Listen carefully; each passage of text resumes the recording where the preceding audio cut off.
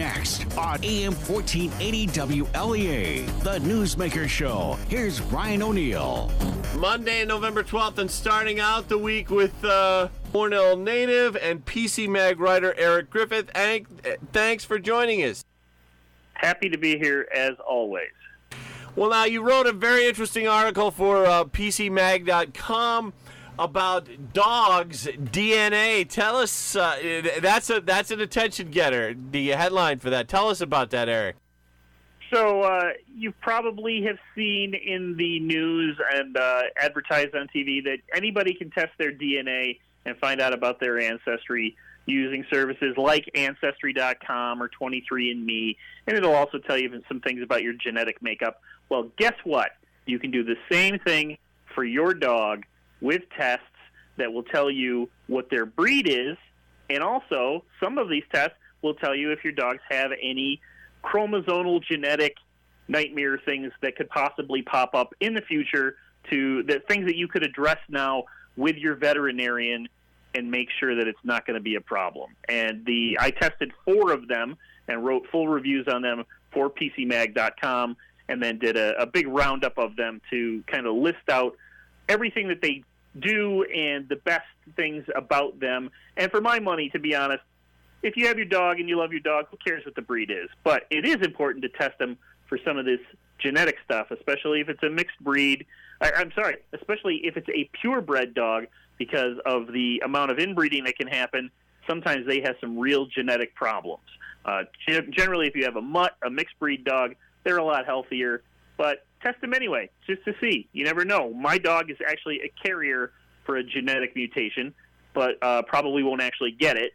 She would just get it if she would just pass it on to her progeny if she had any, but she's never going to have any because she no longer has the parts to make that happen. DNA Affirm DNA dog breed test. Wonder if your pup is 100% pug, mostly Maltese. Yeah, this is interesting stuff. Does it ever turn out that someone finds out that their dog is a more expensive type breed than they originally thought, or mixed with this and that, and can a dog's worth go up on something like that? Well, I don't think you would see that. I mean, the worth is generally tied to a dog being, say, registered with the American Kennel Club and having certain genetic traits that would make them a show dog, for example. And you can't really prove your way into that with the AKC. What you can do is, say, for example, prove that your dog is or isn't a certain kind of breed. And at least one of these companies, and I believe it was DNA Affirm, which was not, by the way, my favorite of these tests, but DNA Affirm claims that at least in one case, a case was going to a trial where a dog was going to be put down because the community said it was a pit bull. The DNA test confirmed that the dog did not actually have any pit bull or Staffordshire Terrier in it. Therefore, the dog was allowed to go because their law was a specific targeting a pit bull law. Now, that said, it could also be used the other way, and if you can say your dog isn't a pit bull, they could probably do a test to prove that it is, etc. But, again, these things are a little iffy when it comes to that. I did multiple tests on each of these dog DNA tests with my own dog, and the only company that was able to get the test correct both times, and when I say correct, match their own results, was the one from a company called Wisdom Panel. They had the exact same breeds listed for my mixed breed dog. That said, Embark, which was also one of the top choices that I had, they had the same breeds. They would just list out different percentages of each breed for the dog. So, if that stuff is important to you, I would highly recommend spending the extra money of, they're around $150 to $200 to get a dog breed test like Wisdom Panel or Embark.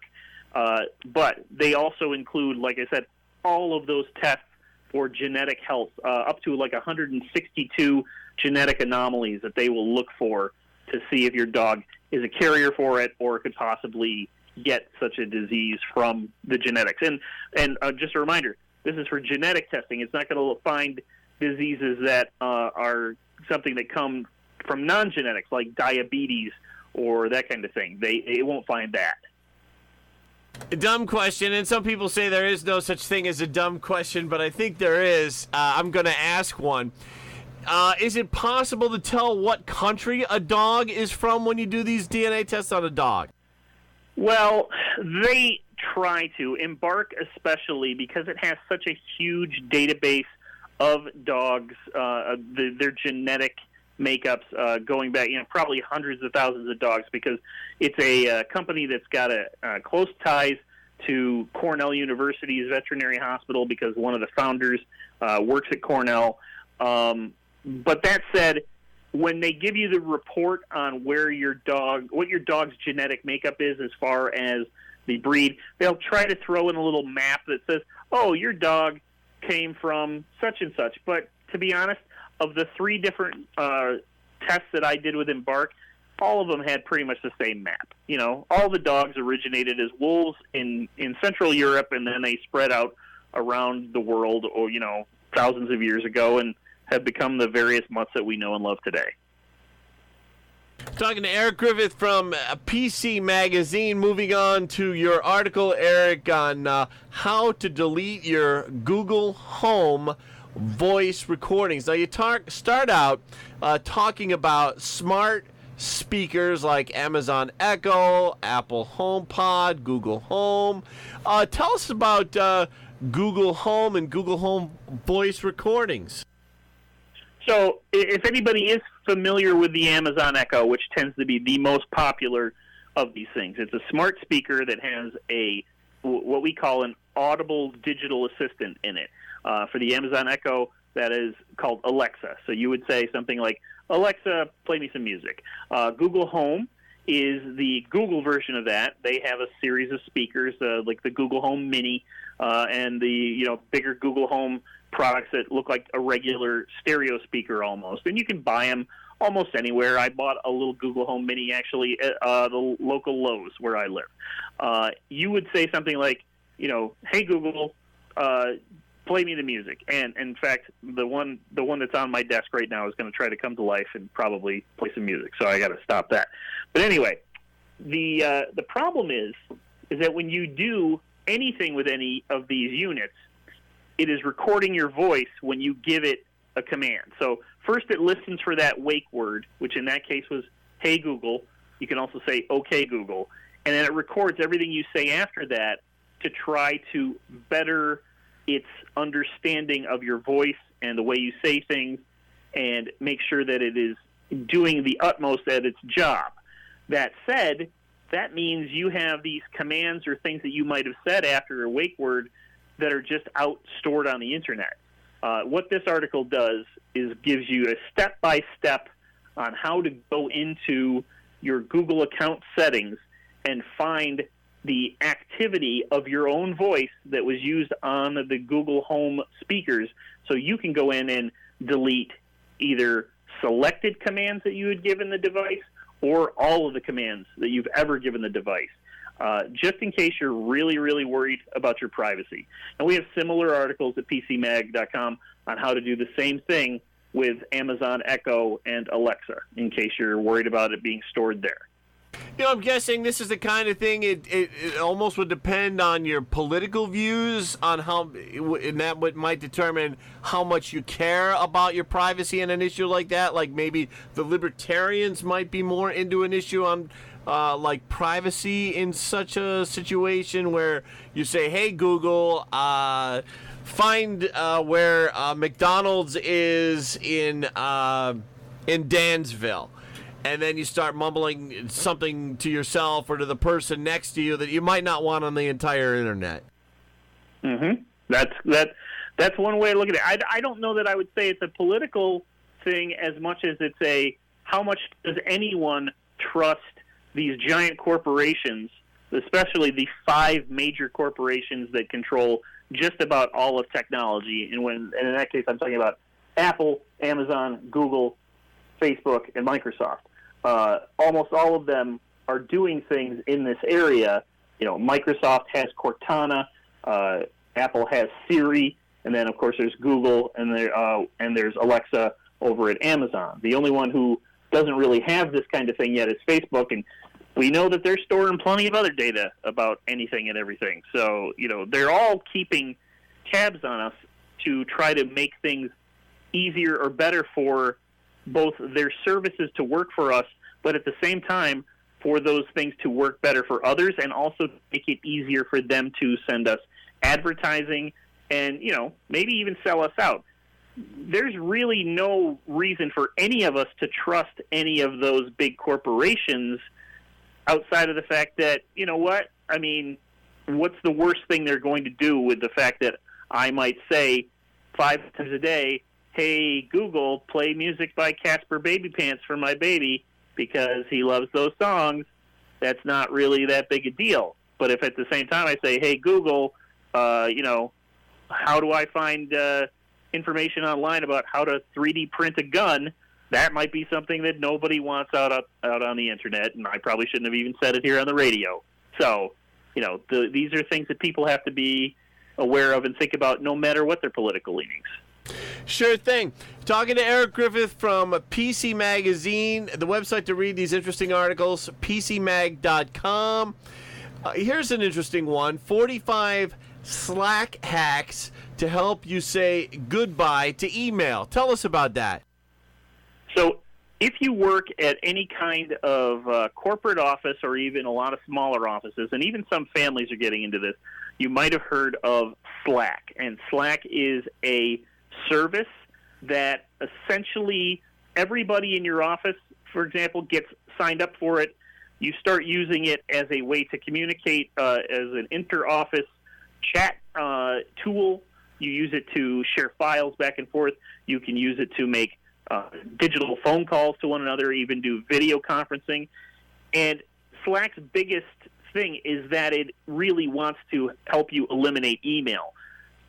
For example, at PC Magazine, 3 or 4 years ago, we started using Slack, and it has cut down the amount of email that I send and receive by a huge, huge amount. And what I'm able to do now instead is have real-time conversations with all of the people that I work with. Even though I work remotely, I am in a home office, and everyone I work with is in a major, big office down in New York City on Fifth Avenue. I get to talk to them, anybody I need to, as soon as I want to, probably even easier than it would be to do a face-to-face down in the office, because I can reach them on their phone. I can reach them at their computer. I am always available to the people in my office because Slack has an app on my iPhone, and it's on my computer, so it's right in my face all day when I am sitting at my computer. So I am 100% in touch, and I wrote up all of these tips to help people just really have a better time with Slack, because it is such a powerful tool to help people get rid of email, especially the inter-office kind of email that can tend to just be such a huge time suck. It's worse than a meeting. It's better to just go Slack. That's very interesting. And scrolling down, this is an article with a lot of pages, so a lot of details there for anybody who wants to know how to get into Slack. Talking to Eric Griffith this morning on the Newsmaker show, and going to take a quick break, check the weather. We'll be back and continue to talk about some of these articles on PC Magazine in just a moment. Stay with us. What should you do if you're sick, but your doctor's office is closed, or you don't have a primary care provider? Choose St. James Hospital's Express Care. Express Care is conveniently located at 20 Elm Street in Hornell. We're open 7 days a week from 10 a.m. to 8 p.m., and you never need an appointment. Just stop in when you need us. Express Care, compassionate care, quality care. Open 7 days a week from 10 a.m. to 8 p.m. From UR Medicine, St. James Hospital. Checking in with meteorologist Rob Carolyn. This call may be monitored and recorded for quality assurance. Press 1 to talk to your favorite news talk announcer. Press 2 to talk to Brian O'Neill. Do I still have any other options? Oh, a lot of cloudiness headed our way today, Brian, and some chilly temperatures. That's going to be the story the next couple of days. Unusually cold weather dropping into the area. We've got the clouds already advancing across the region. They'll continue to come in today. We're up around 45. Sunrise this morning at 6:58. Sunset tonight at 4:51. That's because of the time change we had over a week ago back to standard time. Looks like some light snow is headed our way tonight, Brian. It develops overnight. By morning, an inch or two possible, especially on the grassy surfaces. Lows tonight 30 to 35. For Tuesday, it looks like we'll see snow mixing a little bit of light rain. Any additional accumulations are under an inch. Highs tomorrow 35 to 40.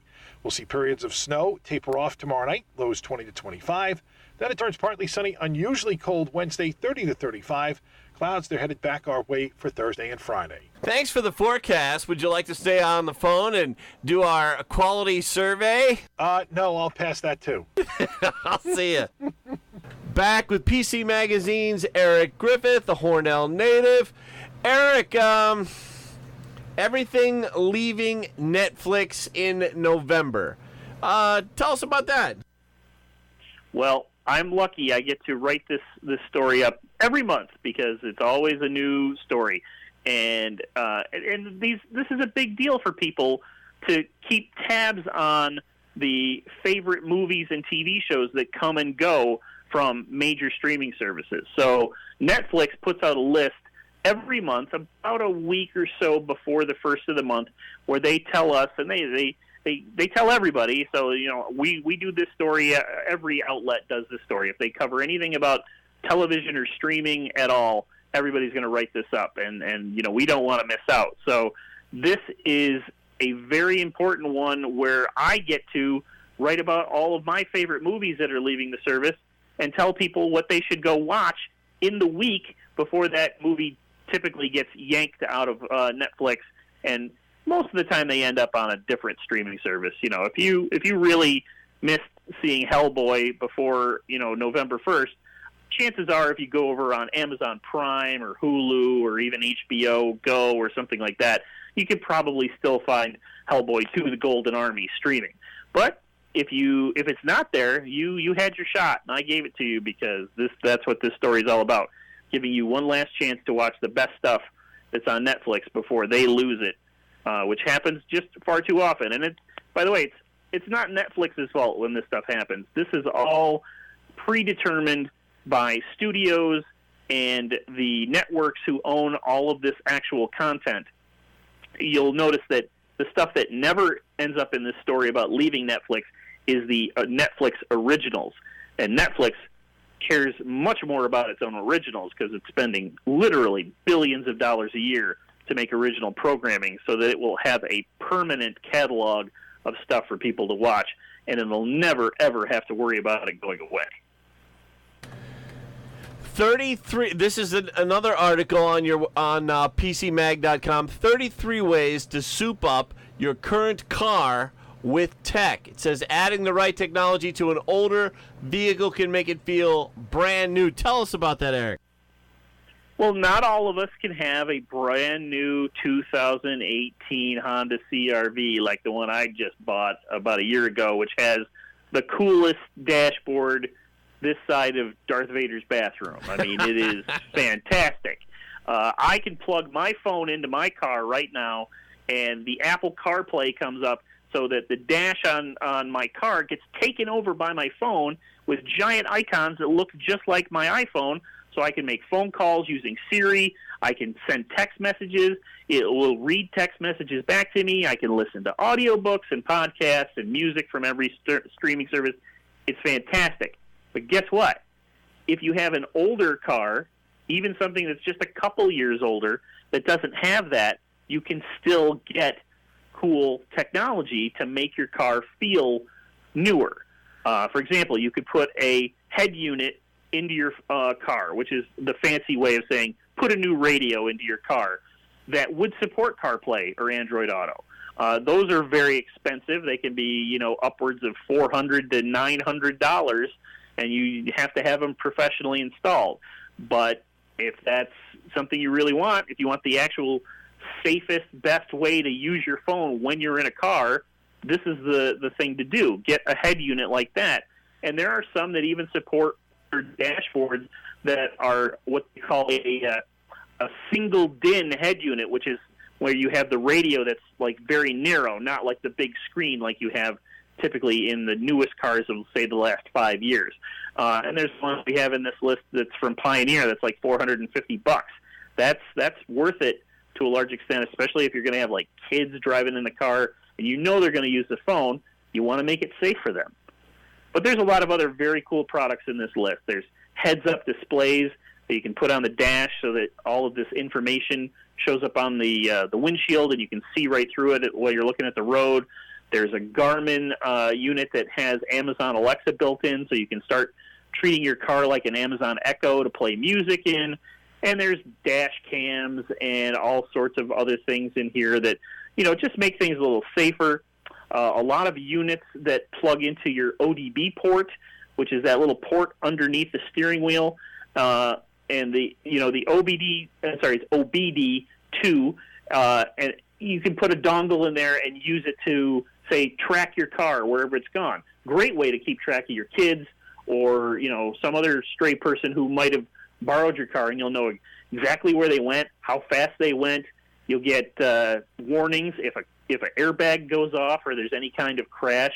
There's some really fantastic tech out there to add to just about any car that has been built in the last 15 to 20 years. The 10 most pirated movies. Every week I write up a new list of the most pirated movies as collected by the website over at torrentfreak.com.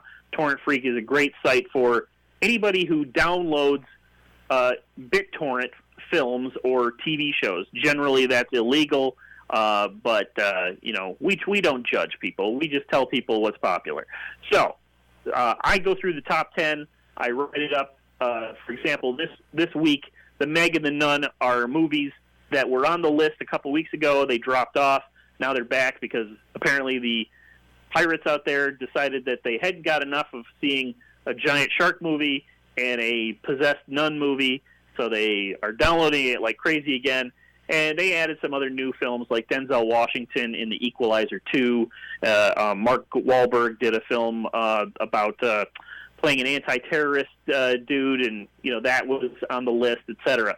And you see a lot of the same old things in here all the time. It's the big blockbuster movies like the Marvel Universe movies, the Star Wars movies. They will stay on this list for weeks on end. Some films will pop up, say, from foreign countries. We'll get the occasional, like, Bollywood India movie that will stay for 2 or 3 weeks because obviously that's a huge market over there, and this is a worldwide list. But for the most part, it's the big Hollywood blockbusters that stay on the list forever, and then you'll have a occasional little solid film like the Papillon remake with Rami Malek that came out not that long ago. That just made the list this week. I bet it won't be there next week because it doesn't have, giant monsters and or superheroes in it. But, these things come and go. He works out of his home office in Ithaca, Tompkins County, New York. Eric Griffith of PC Mag. Hey, thanks so much for coming on as always.